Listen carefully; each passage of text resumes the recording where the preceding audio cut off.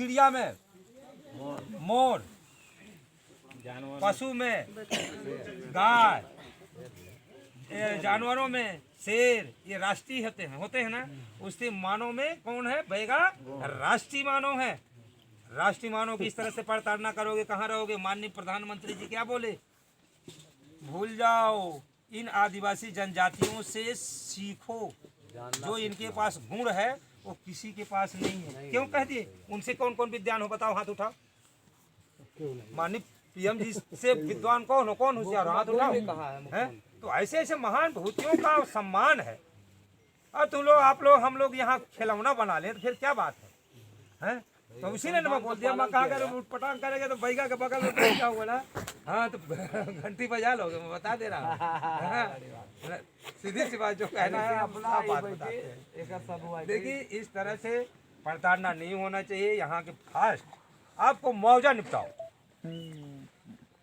मुआवजा निपटा दोगे तो इनको ये रहेगा कि हमारी जमीन रही चली गई। कलेक्टर साहब से भी आपकी बात? हाँ, कलेक्टर साहब से भी बात हुई है। तो उन्होंने क्या क्या कहा? बोले कि सब करेंगे।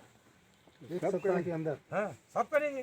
अब बताइए, नहीं हो रहे हैं तो हम लोग कैसे इस जनता को कैसे वो करें?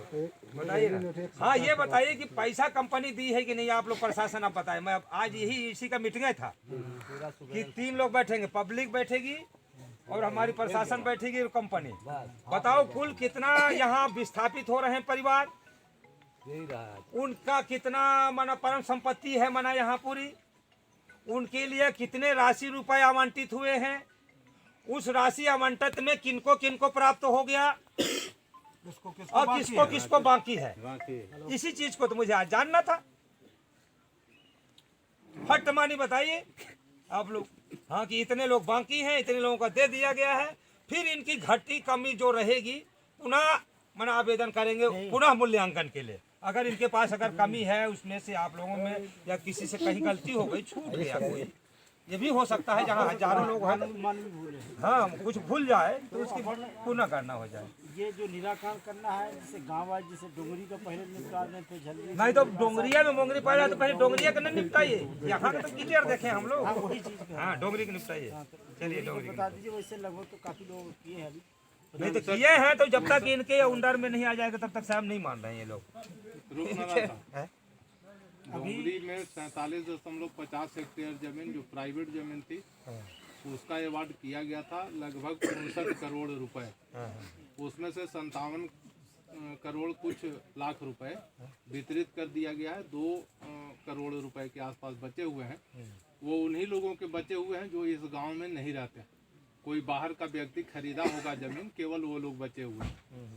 बाकी यहाँ पर जो समस्या, मुख्य समस्या है कि अवार्ड से छूटा हुआ कुछ परिसंपत्तियां हैं। जैसे अभी सुखलाल जी का अगर बात करें तो इनका 5 लाख रुपए का छूटा हुआ है, बाकी पूरे पैसा इनको भुगतान कर दिया गया। ऐसे ही चरकू जी का भी इसी के आसपास लगभग 5 लाख के आसपास उनका भी छूटा हुआ है। और बाकी पूरे मुआवजा का जितना नोटिस मिला था सब उनको भुगतान करा दिया गया। डोंगरी में मुख्य समस्या हमारा 6.18 हेक्टेयर जमीन की है, जो ये कैलाश पिता रिचक और हीरालाल पिता राम सुंदर और शहीद वगैरह ये सब का है।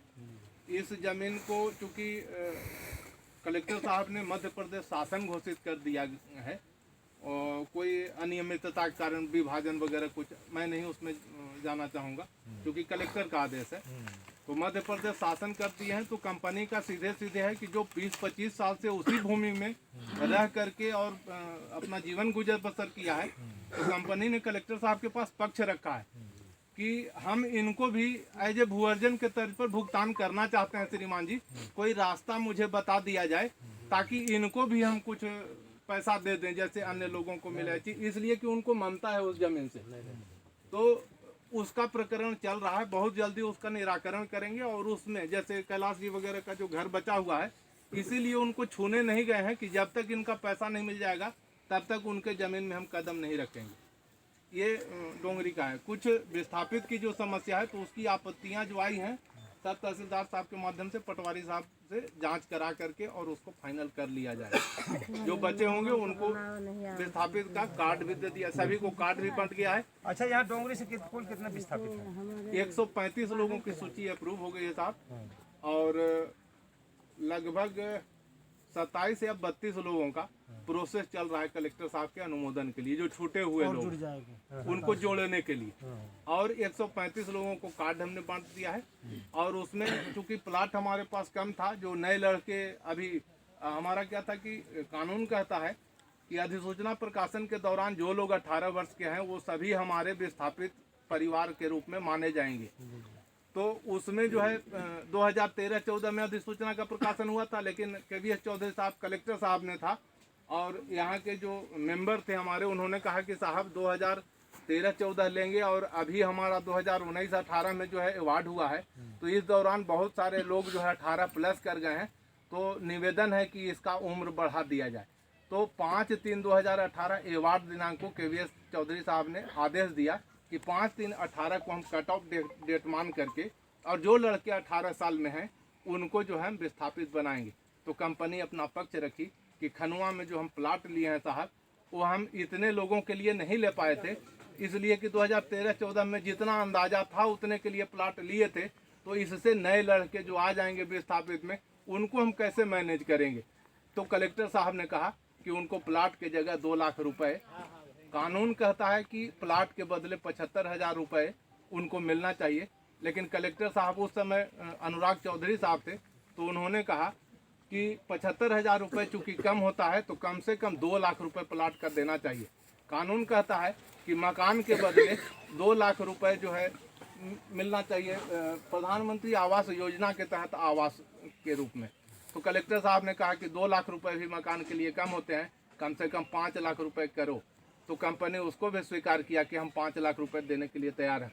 कानून कहता है कि 5 लाख रुपए नौकरी के बदले मिलना चाहिए। भोजन अधिनियम जो कहता है पुनर्वास नीति, 5 लाख रुपए मिलना चाहिए। कलेक्टर साहब बोले 5 लाख रुपए ठीक है, अनुमोदन 5 लाख रुपए की हो गई।